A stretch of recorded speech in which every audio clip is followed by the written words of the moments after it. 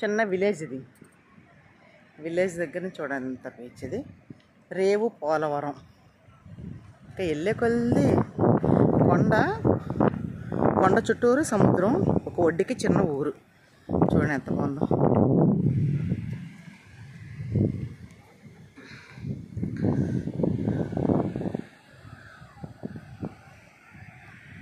బోట్లు, ఇక్కడ ఒక గుడి సరే, ఇంద్రధనుసులా ఉంది.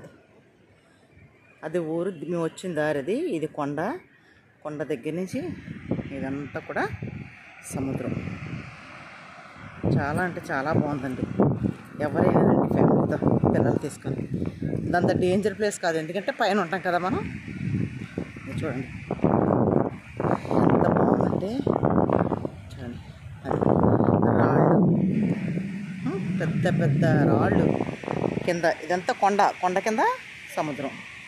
తప్పకుండా రండి ఫ్యామిలీతో.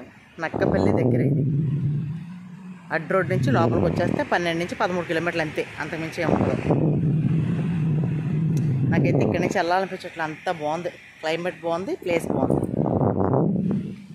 కొండ చూస్తారు ఇదంతా కొండ కింద సముద్రం. ఆ కెరటాలు వచ్చి కొండను దిగుతున్నాయన్నమాట. దానివల్ల చూడడానికి చాలా